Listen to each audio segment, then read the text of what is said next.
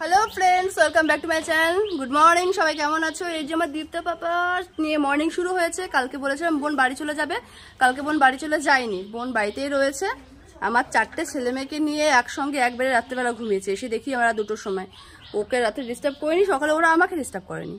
তো আমি একটু উঠেছি ঘুম থেকে। এখন মা ওই যে মানে যেটা করতে হয় আমি ঠিক জানি না, এই যে এই কাজটা মা এখন করছে বসে বসে। অ্যান্ড সকালের সমস্ত কাজ বাজ বোন করে ফেলেছে, আমি কিচ্ছু করিনি, কিচ্ছু না। আমি এখন বড় আমার ঘর থেকে যা যা খাবার দাবার পেলাম নিয়ে এলাম, সামথিং কিছু খাবার কিনে নিয়ে এসেছি। মায়ের ওই মালসা টালসাগুলো সব কেনা হয়ে গেছে। আর সেই সব করার পরে এখন এসে দেখি আমার ছোট বোনও সমস্ত কাজ বাজ করে রেডি করেছে। আমি ঘন্টা দুই পরে বসে বাড়ি চলে যাবো, বেশিক্ষণ থাকবো না। আর আমাদের বাড়ির অবস্থা ভীষণ বাজে, মানে কাদা কাদা হয়ে জঙ্গল হয়ে গেছে বাড়ির মধ্যে। ব্রাশটা কোথায় নিয়ে নে।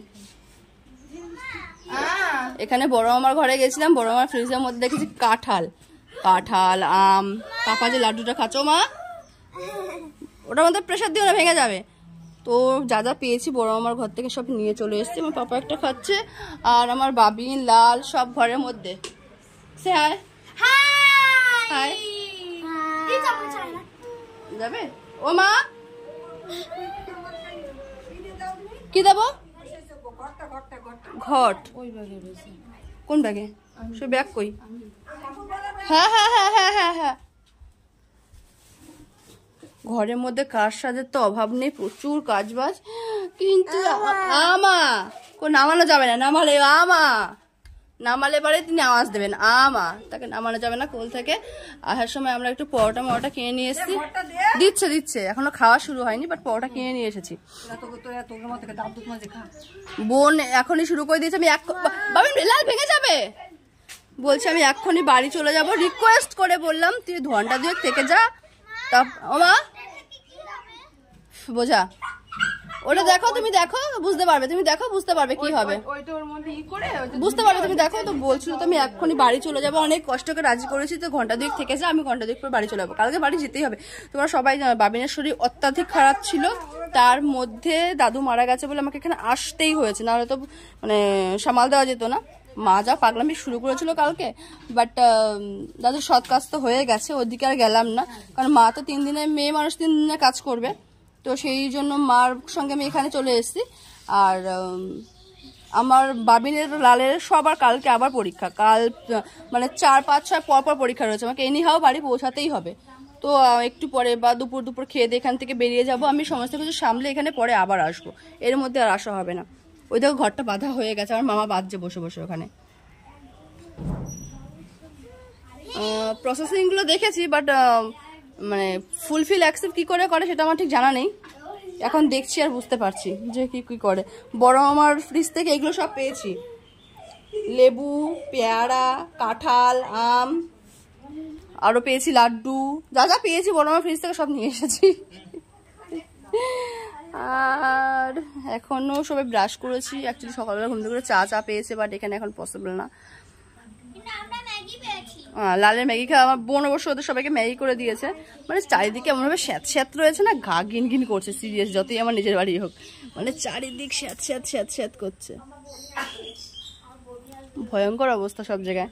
আমি অ্যাকচুয়ালি ও মা দাদুর যে লাস্ট কাজে, যে সৎ কাজের যত ভিডিও ছিল, অ্যাকচুয়ালি আমি না মানে তোমাদের কি বলবো, আমি মানে এক্সপিরিয়েন্স তোমাদের সঙ্গে। হ্যাঁ কেমন হয়? আমার বাবা নাকি ভূত দেখলে পরে বমি আসে। আমার কাছে এর কোনো উত্তর নেই, বাট যাই হোক, মারিস না। দাদুর সৎ কাজের যে মানে ভিডিওগুলো রয়েছে আমার কাছে, আমি তোমাদের সঙ্গে পরে সব একসঙ্গে এডিট করে শেয়ার করব। অনেক কিছু তো কান্নাকাটি সমস্ত কিছু একসঙ্গে, বাট সিরিয়াসলি বলছি, আমি কখনো ইলেকট্রিক চুল্লিতে ফার্স্ট টাইম আমার দাদু মা ডাকছে, কাজ করছে কাজ, তো ডাকছে মানে দিব্য আমার মাকে ডাকছে, দীপ্ত আমার মাকে ডাকছে। তো বলছি সে ভিডিও, আমি কথা বলছি তো আমি কথা বলছি তো সেই ভিডিওগুলো একসঙ্গে এডিট করে তোমার ছাড়বো।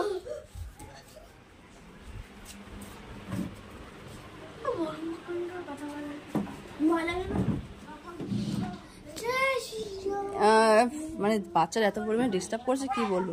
সেই ভিডিওগুলো সব একসঙ্গে এডিট করে তারপর ছাড়বো। বাট আমি আমার লাইফের সিরিয়াসলি ফার্স্ট এক্সপিরিয়েন্স এটাই যে আমি আমার দাদুর সৎ কাজটা নিজের চোখে দেখলাম, নিজের হাতে করলাম, আর ইলেকট্রিক চুল্লিতে আমি দাদুকে ঢোকাতে দেখলাম।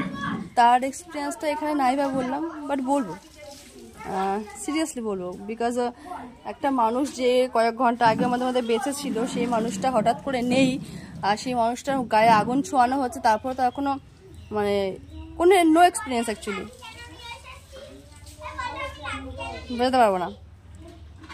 বাট নেক্সট যে ভিডিওটা আসবে সেই ভিডিওটা আমি তোমাদের ভালো করে বোঝাবো যে আমি কি কি শ্মশানে গিয়ে ফিল করেছি অ্যাকচুয়ালি, ভুল ঠিক ভালো মন্দ কি ফিল করেছি তোমার নেক্সট ভিডিওতে বলবো। হ্যাঁ, তো কি বলছে এটার উত্তর দিয়ে দিও। এটা আমি বুঝতে পারিনি, তোমরা অবশ্যই বুঝতে পারবে। এর ভাষাটার উত্তর আমরা বুঝতে পারিনি, তোমরা অবশ্যই বুঝতে পারছো তো বাবা, তাই তো?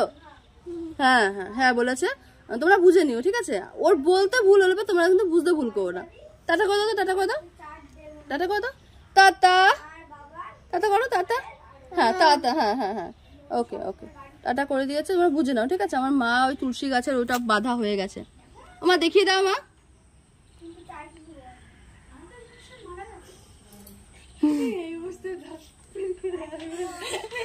অ্যাকচুয়ালি আমার দাদু যথেষ্ট এজ হয়ে গেছিল। হ্যাঁ হ্যাঁ হ্যাঁ হ্যাঁ হ্যাঁ, দাদু এজ হয়ে গেছে 85-86 হয়ে, বলো 85 80ও তো 85-86 এজ হয়ে গেছিল। তো এই বয়সে সে দাদু সামথিং একটুখানি ভুগেছে, সেই হিসাবে ছেলেমেয়ে খুশি, 10 দিন মতো ভুগেছে। ছেলেমেয়ে অ্যাকচুয়ালি খুশি যে বাবা কষ্ট না পেয়ে চলে গেছে, তো আমরা ভীষণ খুশি দাদু কষ্ট না পেয়ে চলে গেছে। বাট কষ্টের ব্যাপার একটাই যে আমার মাসি আসতে পারিনি, আমার মেজো আমার মিক্স অনুভূতি হচ্ছে সিরিয়াসলি, যে কষ্টও আছে আনন্দও আছে, আনন্দও আছে কষ্টও আছে। ভালোভাবে আনন্দ হচ্ছে, বাট মানুষটা চলে গেছে এটা ভেবে কষ্টও হচ্ছে, তার কোনো অস্তিত্ব নেই পৃথিবীর বুকে এখন। তো এই এক্সপেরিয়েন্স তোমাদের সঙ্গে পরে শেয়ার করছি। আদরের কন্যা ওনার, সেটা উনি কাজ করছে। হ্যাঁ, সবথেকে আদরের কন্যা ওনার বড় মেয়ে, কখনো তুই করে কথা বলে না।